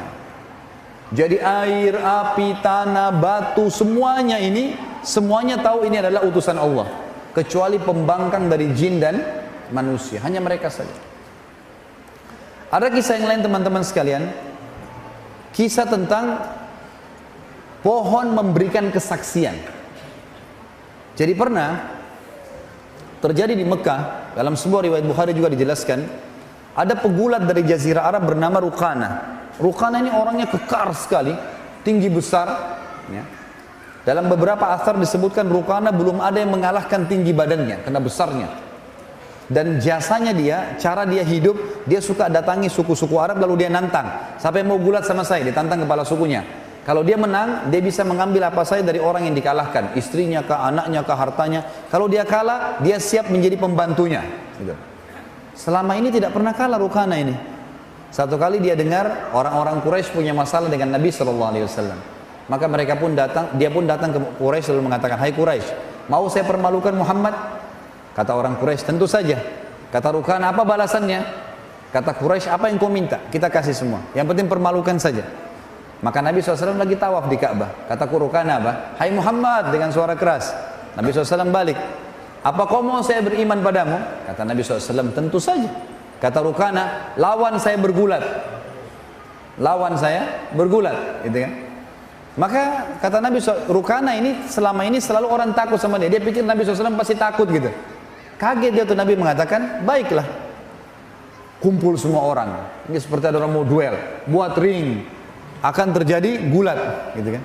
Ternyata dengan beberapa gerakan saja Ruqana kalah. Belum pernah Ruqana dikalahkan, seluruh Jazirah Arab nggak ada yang kalahin dia. Tidak percaya. Muhammad lepasin saya, lepasin. 2 kali, kalah. 3 kali, kalah. 10 kali, kalah terus. Kata Rukana apa? Saya mengaku kalah, tapi saya tetap tidak akan beriman sama kau sampai pohon ini bicara. Ditunjuk satu pohon kurma di situ. Mereka kaget dan orang-orang Quraisy menyaksikan semua ini. Pohon itu mengeluarkan suara mengatakan, Asyhadu an la ilaha illallah wa anna Muhammad Rasulullah. Pohon bicara depan mata mereka, tapi tetap juga tidak mau beriman. Makanya subhanallah, sabda Nabi SAW mulia tentang penghuni neraka apa? Wala yahliku illa halik. Tidak ada orang masuk neraka kecuali orang yang goblok sekali udah. Karena tinggal beriman kok. Gitu kan? Tapi dia tidak mau, subhanallah. Juga dalam hadis Bukhari dijelaskan, baginda Nabi SAW pernah berkata kepada Jibril setelah hijrah ke Madinah, Hai Jibril, waktu saya sebelum menerima wahyu pertama di Gua Hira, saya sering dengarkan kalau saya ke Gua Hira selama 26 hari pertama Ramadan, ya, sebelum ada puasa Ramadan tentunya, tapi di bulan Ramadan, ada selalu mengatakan, Assalamualaikum ya Rasulullah. Siapa itu? Kata Jibril Assalam, itu batu dan pohon yang mengucapkan salam kepadamu. Riwayat Bukhari yang lain juga menyebutkan, Baginda Nabi SAW pernah keluar dari masjid, ada satu orang Arab Badui lagi lewat di Madinah. Orang jauh dari luar Madinah, dia lihat ada kota Madinah, dia ingin belanja. Dia mampir, tapi masih kafir. Begitu dia mau keluar, Nabi SAW lihat, Nabi tanya, tahu ini bukan orang Madinah? Dikatakan, hai rajul, hai laki-laki dipanggil. Biasa orang Arab kalau tidak kenal namanya, dia katakan, ya rajul gitu. Datanglah orang ini penghormatan gitu. Lalu kata Nabi SAW, untuk apa kamu datang ke sini? Dia bilang, saya ingin belanja, ada hajat saya. Kata Nabi SAW, mau nggak saya tunjukkan lebih baik daripada apa yang kau belanjain itu? Kata dia, tentu saja. Kata Nabi SAW, kau mengikrarkan bahwasanya tidak Tuhan yang menciptakan langit dan bumi kecuali Allah dan saya utusannya. Kata Arab Badui itu, siapa yang menjadi saksimu? Lalu Nabi SAW menunjuk sebuah pohon kurma di pinggir lembah itu, mengatakan pohon ini.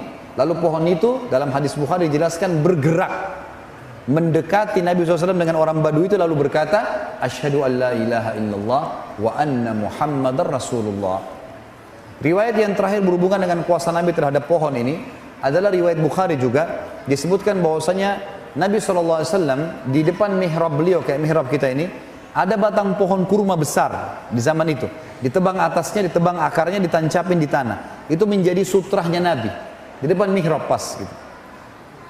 Nabi SAW kalau khutbah Jumat, kalau ceramah, beliau berdiri. Kalau capek, sandar di pohon itu.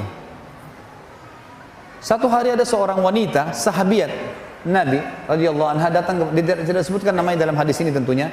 Saya cuma temukan seorang wanita datang dan berkata, ya Rasulullah, saya punya seorang pegawai, bisa buat mimbar, mau nggak saya buatin mimbar? Kata Nabi SAW, silahkan. Dibuatlah mimbar, dan mimbar Nabi SAW waktu itu 3 anak tangga, gitu kan. Jelas hari Jumat tiba, mimbar sudah ada. Anas bin Malik meriwayatkan hadis Bukhari ini mengatakan, waktu Nabi SAW lihat mimbar, beliau pun naik ke mimbar seperti khatib biasa. Lalu Bilal, setelah salam, Bilal mulai azan. Waktu Bilal lagi azan, kami mendengarkan suara tangisan anak kecil yang makin lama makin besar sampai menyerupai suara induk unta yang kehilangan anaknya. Kami pun melihat satu sama yang lain. Di masjid tidak ada anak kecil, nggak ada juga unta dalam masjid. Dari mana suara ini? Lalu kami melihat Nabi SAW turun dari mimbarnya, mendatangi batang pohon yang di depan mihrab itu, lalu memeluknya dan bersabda, kata Nabi SAW, demi zat yang ubun-ubunku dalam genggamannya, kalau saya tidak memeluknya pohon ini, maka dia akan menangis sampai hari kiamat karena kehilangan zikrullah. Artinya selama ini Rasulullah SAW sering sandar sama dia. Pohon ini kita anggap mati, sudah ditebang akarnya, ditebang atasnya, dianggap mati di mata kita, itu masih bisa mendengar zikrullah. Makanya teman-teman hati-hati. Seseorang di antara kita pergi ke hotel menganggap tidak ada yang tahu. Udara yang antum hirup itu makhluknya Allah. Air yang kita pakai, cebok di kamar mandi, makhluknya Allah. Spray yang kita pakai, benangnya, semua makhluknya Allah. Cahaya yang kita pakai, makhluknya Allah. Bagaimana antum merasa tidak diawasi oleh Sang Pencipta Allah? Tubuh kita sendiri, semua urat-urat sarafnya, darahnya, semua makhluknya Allah. Dan ini memberikan saksi hari kiamat. Hati-hati, jangan kita anggap benda mati mata kita berarti tidak akan tahu apa-apa. Sudah tahu hadis sahih kan?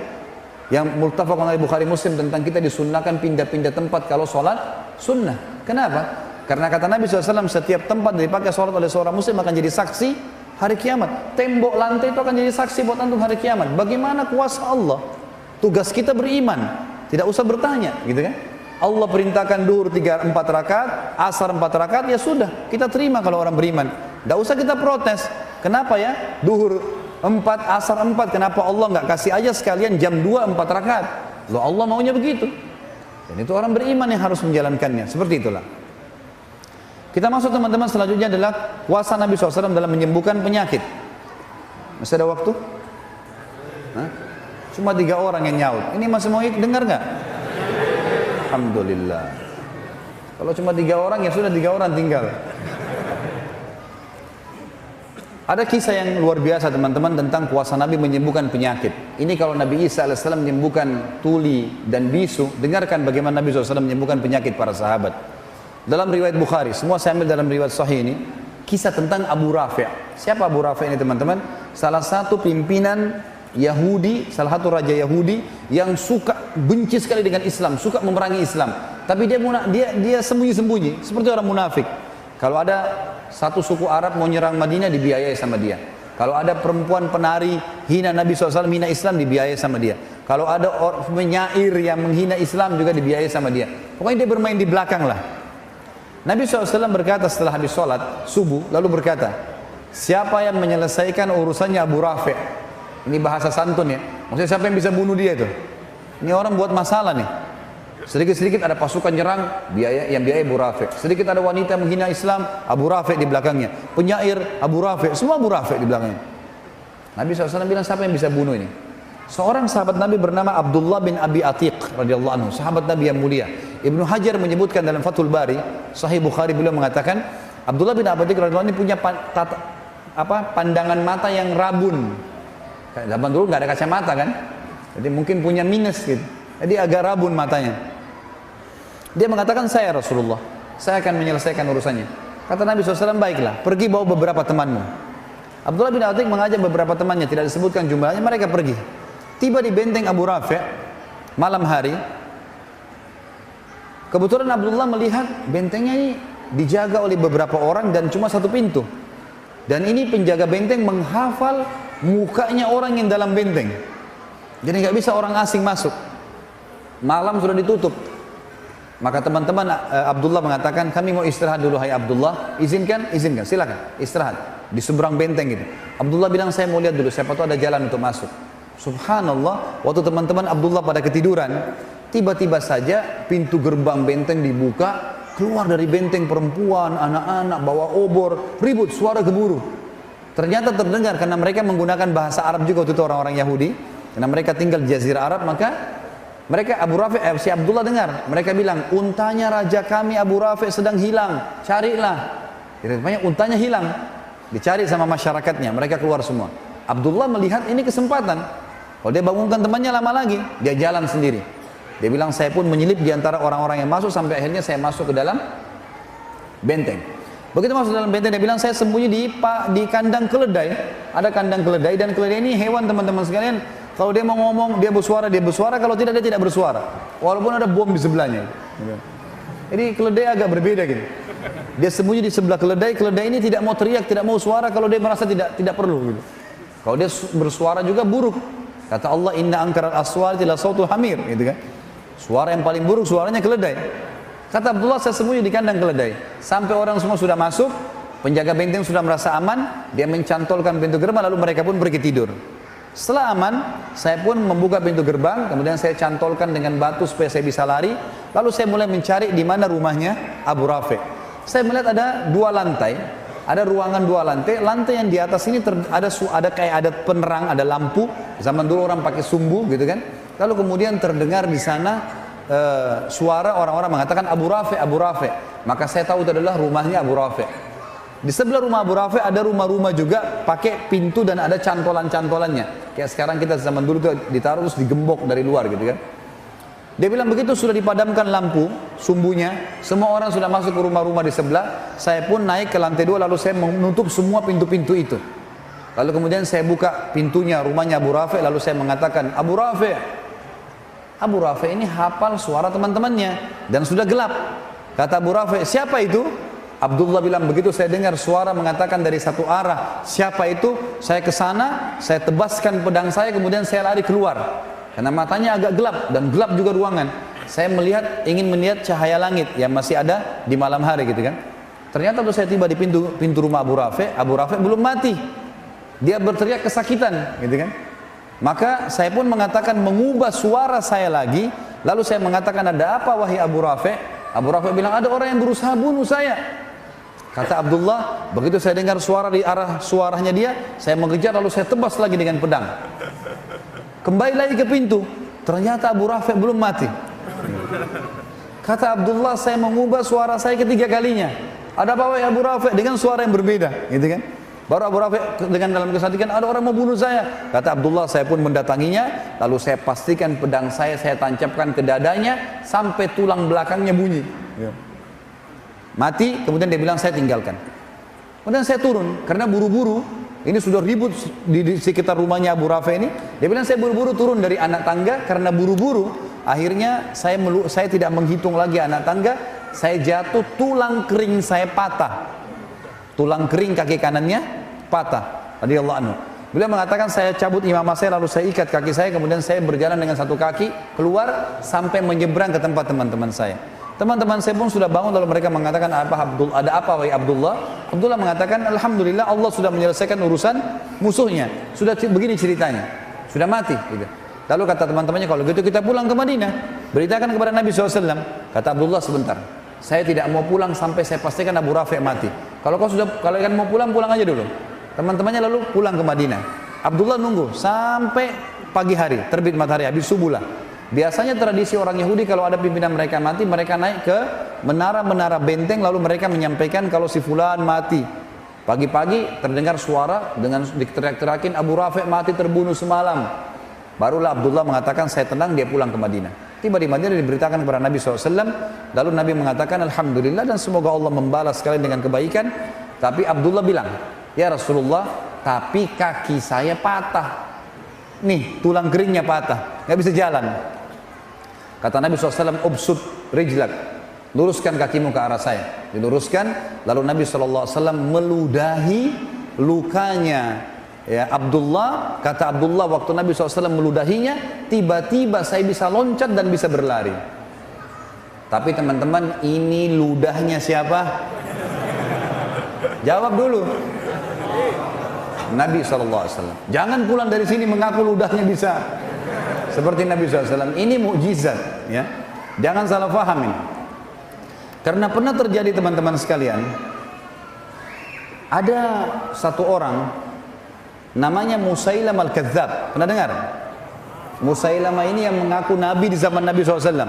Makanya diberikan julukan Kadzdzab. Tradisi Nabi SAW itu kalau ada anak bayi yang baru lahir, orang-orang Ansar baru lahir, disuruh datang ke masjid, dibawalah anak-anak ini. Kemudian Nabi SAW mengelus kepalanya, mentahniknya, mengunyah kurma lalu ditempelkan ke langit-langit bayi itu, gitu kan? Nabi SAW memberikan nama. Jadi para sahabat senang gitu. Sampai mereka mengatakan kami bangga pada saat yang pertama masuk ke perut bayi kami air liur Nabi SAW. Gitu kan? Karena Nabi suka mentahnik. Nah satu kali Nabi SAW pernah mengelus kepala anak bayi, rambutnya jadi subur. Rambutnya jadi subur bayi itu. Musailamah al-Kadzdzab ada di sekitar Yaman, pengikutnya banyak. Lalu mereka bilang, hai Musailamah, itu Nabi yang di Hijaz, yang di Madinah, elus kepala anak bayi subur. Ini ada anak kami, rambutnya sudah subur, coba elus, siapa tahu bisa lebih subur. Tiba-tiba waktu Musailamah al-Kadzdzab mengelus rambutnya bayi itu, gugur rambutnya. Dan bayi itu gundul sampai dia tua, keturunannya semuanya gundul. Maaf teman-teman yang gundul, jangan tersinggung.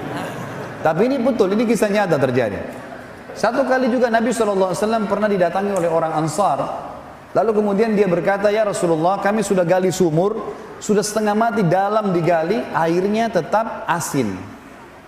Coba lihat ya Rasulullah. Nabi SAW datang. Lalu Nabi SAW berdoa kepada Allah, lalu meludah ke sumur itu. Meludah. Setelah itu airnya asin berubah jadi tawar. Rupanya pengikut Musailamah di Yaman dengar juga tuh. Hai Musailamah, itu nabi yang di Hijaz tuh ngeludah ke sumur, asin jadi tawar. Ini ada sumur kami sudah tawar, coba kau ludah. Musailamah datang, lalu dia mantra-mantrain, dia ucap-ucapin macam-macam mantranya dia, kemudian dia meludah, berubah. Dalam hadis Bukhari dikatakan air sumur itu yang tadinya tawar menjadi lebih busuk daripada bau bangkai. Jadi jangan coba-coba. Nah, ini mukjizat Nabi SAW. Riwayat Bukhari yang lain tentang pengobatan Nabi SAW adalah masalah matanya Abu Qatadah radhiyallahu anhu. Abu Qatadah sahabat Nabi yang sangat tampan, gagah. Dalam peperangan teman-teman ada anak panah lepas dari arah musuh, kena matanya, bola mata kanannya kena. Karena kerasnya kena itu dan beratnya anak panah sampai membuat mata Abu Qatadah jatuh. Dalam hadis Bukhari dikatakan ini, matanya itu gelantung. Waktu sahabat-sahabat lihat, para sahabat mengatakan, wahai Abu Qatadah, kami potong aja matamu. Nggak ada solusi lain. Di zaman sekarang saja kedokteran canggih, bagaimana caranya mau dijahit nih? Sudah keluar bola matanya. Kata dia, sebentar. Coba bawa saya ke Rasulullah sallallahu alaihi wasallam. Bawa saya ke sana.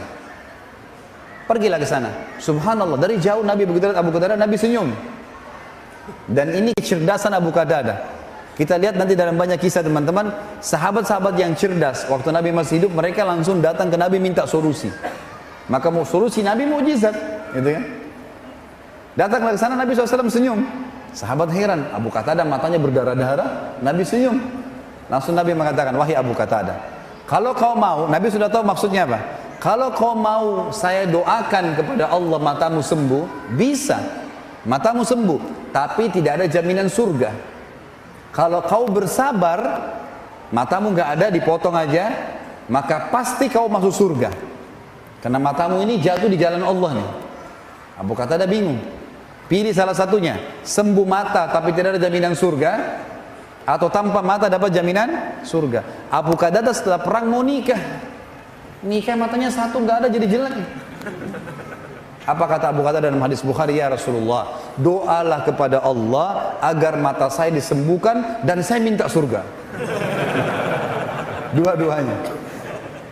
Maka dalam hadis ini dikatakan Nabi SAW pun tersenyum, lalu ditarik anak panah itu, lalu Nabi SAW masukkan dengan tangan beliau yang mulia dan didoakan. Begitu dicabut, ada dua riwayat Bukhari. Yang pertama, sahabat-sahabat di situ mengatakan, waktu Nabi SAW mencabutnya, kami tidak bisa membedakan mana mata Abu Qatadah yang rusak tadi. Bukan cuma sekedar masuk dan utuh, darahnya semua hilang. Seperti bersih dua-duanya. Abu Qatadah juga mengatakan dalam riwayat yang kedua, pada saat Nabi SAW menarik telapak tangannya, maka saya tidak bisa membedakan mana mata saya yang rusak dan yang bagus. Dua-duanya terang. Ini kuasa Nabi SAW dalam menyembuhkan penyakit. Kira-kira lebih hebat ini atau lebih hebat orang tuli disembuhkan? Nabi Isa AS hebat, tapi jangan lupa Nabi SAW juga punya mukjizat. Ini banyak tidak diketahui oleh kaum muslimin. Kemudian teman-teman sekalian, kita pindah kepada kuasa Nabi SAW terhadap air. Tinggal beberapa poin ya. Ini teman-teman sekalian pernah terjadi dalam hadis Bukhari di Hudaybiyah. Hudaybiyah, sebuah wilayah sekitar 80 km dari Mekah. Kalau teman-teman sekarang lagi umrah atau haji, bisa minta kepada travelnya, tolong mampirin kami di wilayah Hudaybiyah. Hudaybiyah itu kebanyakan padang pasir teman-teman, dan di situ banyak peternakan unta. Jadi ke Hudaybiyah itu biasanya orang untuk beli susu unta dan untuk melihat daging unta di situ ya. Kadang-kadang orang membeli dagingnya kalau mereka habis sembelih dan seterusnya. Ringkas cerita seperti itulah. Hudaybiyah ini tepat di perbatasan wilayah haram. Jadi kalau masuk Hudaybiyah berarti keluar dari wilayah haram. Nabi SAW pernah mau umroh pada saat itu 1.400 orang ditahan oleh Quraisy, nggak bisa, gitu kan? Maka terjadilah kesepakatan Hudaybiyah. Ringkas cerita, waktu itu mereka kehabisan air, 1.400 orang kehabisan air. Kata Jabir radhiyallahu anhu, kami membawakan seember air untuk Nabi SAW untuk wudu. Nabi sudah mau pulang ke Madinah, kehabisan air, sudah nggak ada air, tapi Nabi nggak tahu. Dibawalah air untuk wudu, lalu semua sahabat 1.399 berkumpul. Nabi SAW tanya, kenapa kalian kumpul di sini? Kata mereka, kata Jabir radhiyallahu anhu, ya Rasulullah, kami kehabisan air, nggak ada air. Jangankan untuk wudu, untuk minum nggak ada, habis. Di sekitar sini nggak ada air. Air terakhir tinggal di ember anda ini. Anda selesai pakai, kami akan berebut. Maka kata Jabir radhiyallahu anhu, ini saksi bahasan teman-teman, mukjizat yang luar biasa. Maka kata dia, kami menyaksikan baginda Nabi SAW meletakkan telapak tangannya ke dalam ember dan tangannya mengeluarkan air ya non-stop sampai kami semuanya minum, sampai dahaga kami hilang, semua kendi-kendi air kami dipenuhi dan air masih mengalir dari jari telunjuk Nabi SAW. Ini yang saya bilang tadi teman-teman, kalau Nabi Nuh AS berdoa kepada Allah turun hujan dari langit dan keluar air dari bumi, Nabi SAW keluarkan dari telapak tangannya air, mujizat dari Allah Subhanahu Wa Taala. Ini kuasa yang luar biasa. Dan kata Jabir, jumlah kami waktu itu 1.400 orang dan semuanya berhasil minum dan juga memenuhi kendi-kendi airnya. Teman-teman sekalian, kisah mujizat yang saya bahasakan mungkin terakhir ya, yang kita sebutkan insya Allah pada malam ini adalah kuasa Nabi SAW terhadap makanan. Ini juga diriwayatkan oleh Imam Bukhari. Kisah Jabir radhiyallahu anhu di perang Ahzab atau perang Khandaq, Parit ya.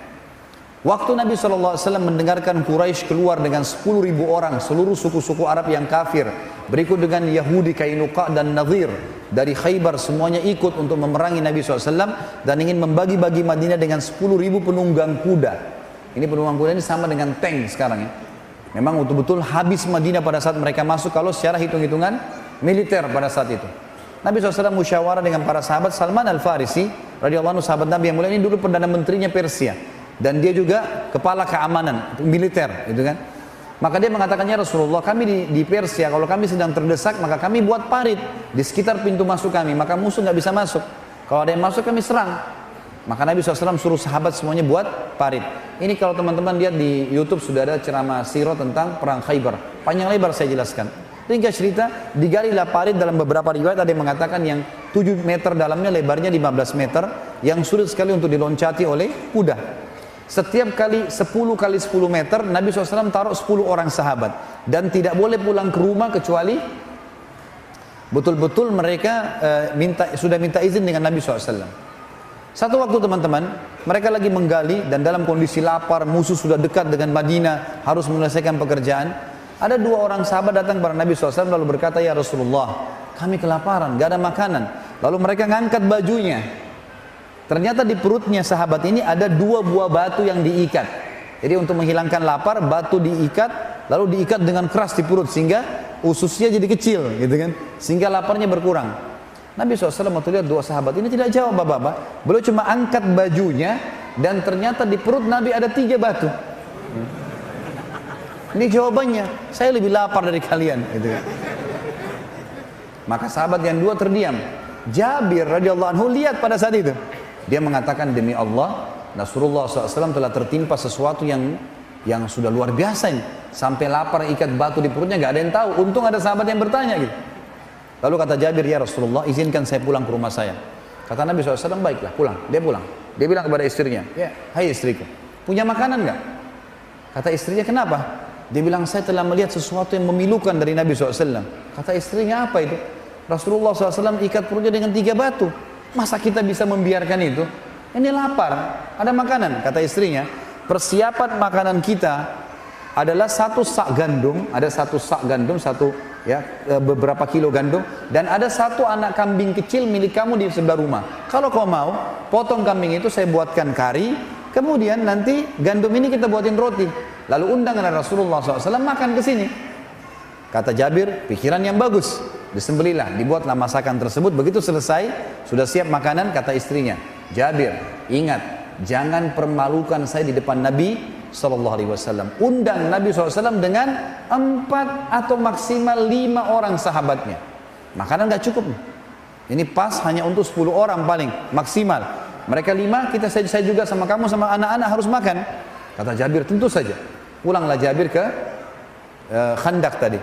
Lalu dia bilang, ya Rasulullah, dibisik-bisik Nabi, ladayya tu'ayyim, ya. Dalam bahasa Arab makanan, bahasa Arabnya ta'am, ya. Tapi kalau makanan sedikit dikasih tasghir dan dikasih kecil, tu'ayyim, artinya saya punya makan sedikit makanan. Kata Nabi SAW, datanglah anda ya Rasulullah ke rumah saya dengan 4 maksimal 5 orang teman-teman anda. Maka Nabi SAW bilang, apa yang kau siapkan hai Jabir? 1 kambing kecil dengan 1 sak gandum.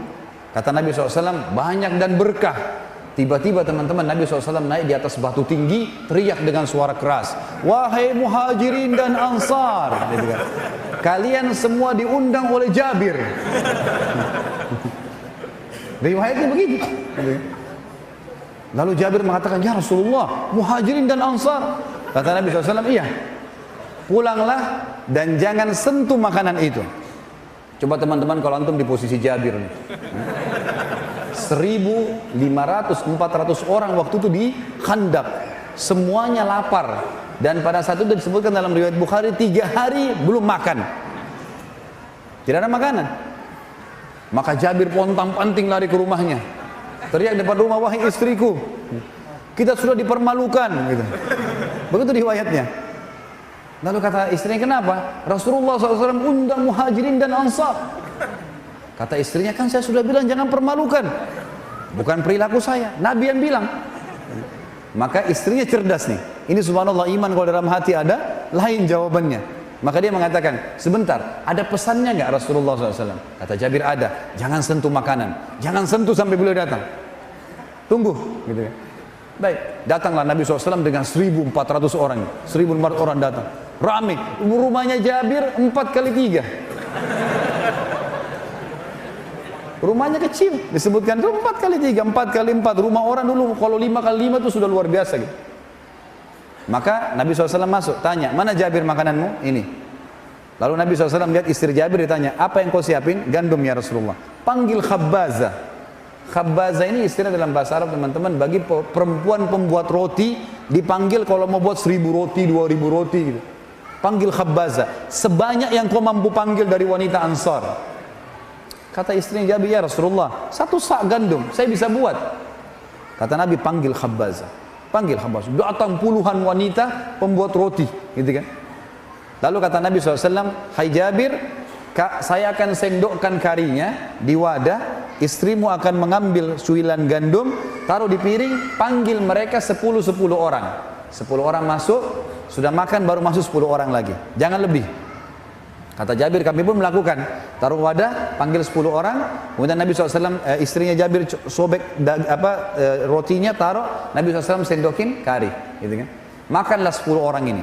Dan dalam sebagian ulama hadis mengatakan orang-orang yang makan ini tidak dibatasi oleh Nabi SAW. 3 hari lapar, mereka makan untuk menghilangkan lapar yang 3 hari, dan lapar-lapar yang akan datang. Dan ini bayangin bagaimana makannya gitu, ya. Mereka makan dengan lahap, Nabi tidak pernah batasi. Dan kata Jabir, demi Allah, setiap kali Nabi SAW menyendok karinya dan istri saya menyuil gandumnya, semua kembali utuh. Sampai 1.400 orang makan semua. Semuanya makan. Dan demi Allah, kari kami dan gandum kami tidak berkurang sedikit pun. Sampai mereka semua pulang, maka Nabi SAW berkata, wahai Jabir, masih diperintahkan, bagi-bagikan makanan ini kepada seluruh penduduk Madinah yang belum makan, karena manusia sedang ditimpa kelaparan. Sampai kata Jabir, kami bagikan kepada seluruh masyarakat Madinah, itu pun masih utuh. Nanti setelah mereka makan semua, pada saat sisa saya sama istri saya baru berkurang pada saat kami sendok. Dan ini kuasa Nabi SAW terhadap makanan.